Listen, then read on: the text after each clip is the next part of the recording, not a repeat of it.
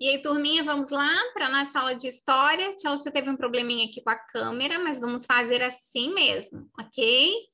Vamos lá. Tchau, você vai compartilhar com vocês as telas. Ok, vamos aqui. Hoje, 25 de agosto, quarta-feira, né? Estamos falando das grandes navegações. A gente falou na aula passada sobre a Idade Média, é isso? E hoje nós vamos falar sobre a formação dos estados, né? Dos países. Então, a gente vai, né, dos textos das páginas 49 a 53, certo? Mas, primeiramente, eu gostaria que vocês assistissem aos vídeos das grandes navegações nesse link e, de novo, as grandes navegações nesse link, tá? Para poder clarear para vocês que é um assunto bastante interessante, mas que necessita, né, de compreensão, tá? E depois fazer as atividades 1, 2 e 3 da página 51. Vamos seguir, então? Aqui. Olha só. Então, nós estávamos, né, na página 48, falando, né, da Idade Média. Aqui, em especial, falamos da religiosidade, né? Deixa eu voltar só um pouquinho para a gente rever. Falamos da Idade Média, né? Falamos da queda do Império Romano, né? Roma tinha todo esse espaço aqui, né? Aí, quando, né, foi invadida, né? Os povos foram invadindo, os povos germânicos, eles foram fundando reinos, dividindo esse território entre eles, né? Aí vem o reino, né, de vários, reino dos francos, dos visigodos, dos suevos, né? Então, eles vão dividindo, né, as terras que eram antes de Roma, tá? Comentamos que a Idade Média, porque ela fica no meio da Idade Antiga ou Antiguidade com a Idade Moderna, tá? Então, fica no meio, tá? A sociedade medieval, a gente falou, que era bem ruralizada, né? A ruralização. As pessoas foram para as áreas rurais por falta, né, de empregos nas grandes, né, nas cidades. E também em busca de proteção, porque as terras estavam sendo o quê? Estavam sendo invadidas, tá certo? Aqui a gente não tem um poder centralizado nas mãos de um rei, né, de um imperador. São os grandes donos das terras, né, os senhores feudais que têm o poder, né, o poder tanto político quanto religioso, tá? Um poder teocrático, certo? O que é teocracia? Onde, né, o poder político e religioso fica nas mãos do rei, tá? Era uma sociedade formada por classes sociais definidas, né? Quem nascia servo ia viver, morrer servo. Não alcançava a nobreza, né? Então, era uma sociedade muito dividida. Nessa época, né, a sociedade medieval sofria uma grande influência da Igreja Católica, né? E a gente viu que Roma era politeísta, né? A gente viu ali os vários deuses que eles acreditavam. Quando se torna, né, católico, o que acontece? Eles começam a acreditar num único Deus. Então, eles começam a questionar, né? E começam também a, vamos dizer assim, criticar o politeísmo, tá certo? Então, no lugar das festas politeístas, também chamadas de festas pagãs, eles começaram a criar novas datas e novas comemorações católicas para fazer com que as festas antigas, né, politeístas, caíssem no esquecimento. Tudo bem? Vimos que na idade, né, nessa época, na Idade Média, surgiram vários hábitos, né, e vários objetos que a gente usa até hoje. Os botões, os óculos, a fivela de cinto, né? E o hábito de se sentar à mesa para almoçar. Tudo bem? E aí, saindo da Idade Média, né, a gente vem para a Idade Moderna.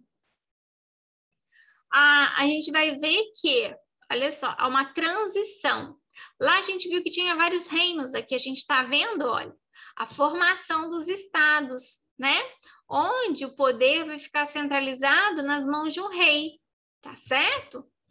E aí, olha só, a gente vai ver também que tanto Portugal quanto Espanha, né, estão o quê? Banhados pelo mar, pelo oceano, Oceano Atlântico, olha aqui, ó, do lado de cá.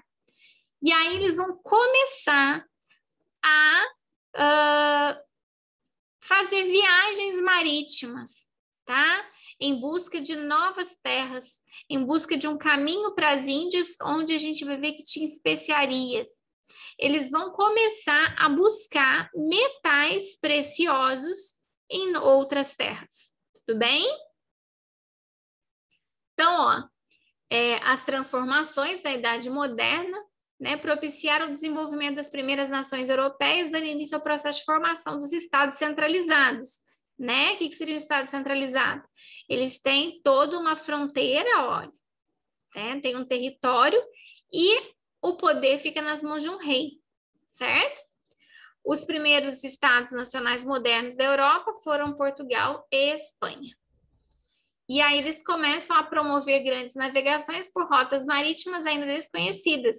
Né? Nessa época eles não tinham, né, toda a tecnologia que a gente tem. Eles começam a desenvolver as técnicas de navegação, né? Os instrumentos como o astrolábio, como a bússola, mas eles também vão ver aqui, a gente vai ver que vai ter, né, um desenvolvimento nos navios, né, caravelas, galeão e tudo mais, então eles vão desenvolver para novas técnicas, melhorando, né, a velocidade desses navios, né, dessas caravelas em alto mar. Vamos perceber também que nessa época, né, para ser um marinheiro tinha que ter muita coragem, porque eles acreditavam, né, em monstros marinhos, tá certo? Então, era uma época de aventuras mesmo, tudo bem? Aqui a gente vê a proclamação do primeiro rei de Portugal, Afonso Henrique, em 1139, tá certo? Então, aqui ele vai ser o quê? Proclamado, né, rei, tá certo? Então, é uma inovação aqui da Idade Moderna. Bom, a economia, né? Como é que era a questão da riqueza no Império Moderno, no período moderno? As práticas econômicas da época ficaram conhecidas como mercantilismo. O que é o mercantilismo? O mercantilismo, ele é marcado por 3 características importantes. O metalismo, né? Ou seja, era uma época onde quem tivesse mais ouro e prata, né? Mais metais eram os maiores e mais poderosos países, reinos, tá? Então, uma busca exagerada pela prata e pelo ouro, tá certo? Balança comercial favorável. O que é isso? Tanto Portugal quanto Espanha, eles vão, né, se jogar, vamos dizer assim, nessas viagens marítimas em busca de novas terras, onde pudessem encontrar os metais, o ouro e a prata.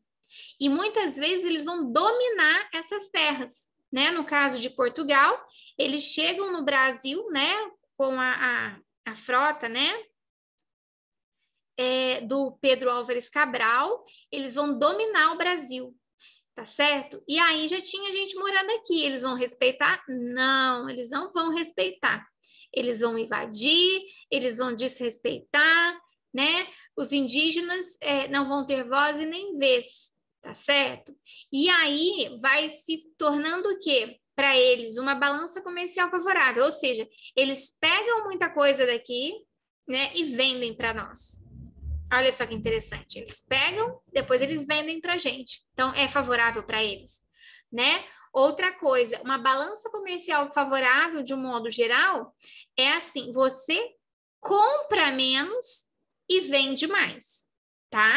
Então, Portugal, ele comprava pouco de outros países e vendia muito.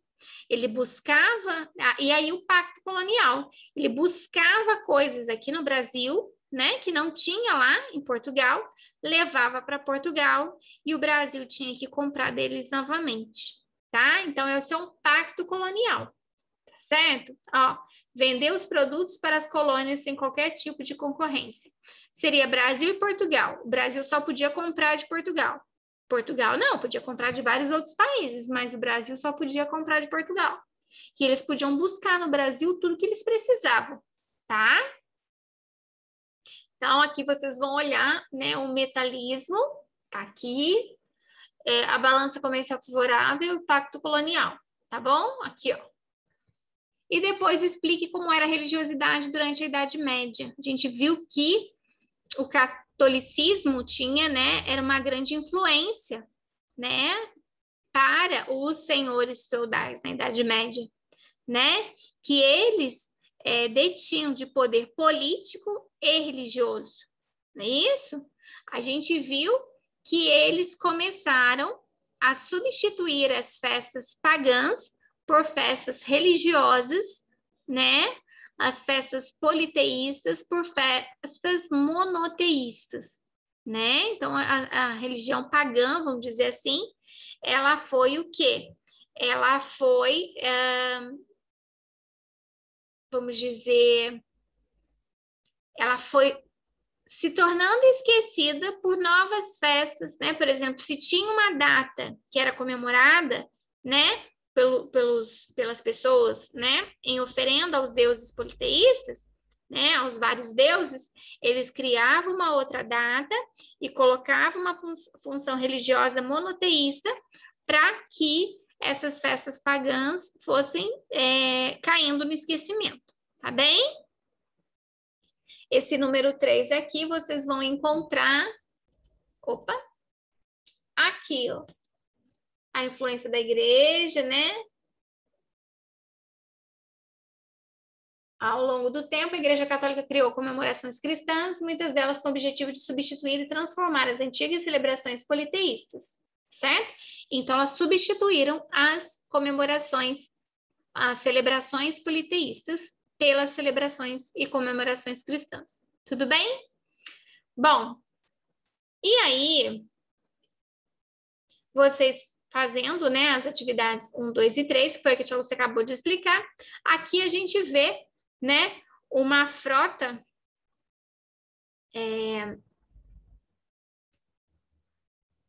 mostrando as caravelas, né, da época, o quê? Do mercantilismo, né, das grandes navegações em busca de metais preciosos como ouro e prata, em busca, né, de países, de lugares onde eles pudessem explorar, que iam se tornar colônia deles. O Brasil foi colônia de Portugal, né? Portugal era a metrópole que mandava e o Brasil era a colônia, né? Que era dominada, tá? E também as trocas comerciais desfavoráveis, tá bem? E aí, o pacto colonial. E aí, pessoal, foi com esse objetivo que a tia Lúcia colocou, né, essa gravura. Tudo bem? Bom, qualquer dúvida, a tia Lúcia está por aqui, tá certo? Leiam os textos com bastante atenção e eu espero que vocês tenham entendido. Combinado? Olha só, um super beijo para vocês, fiquem com Deus e até amanhã.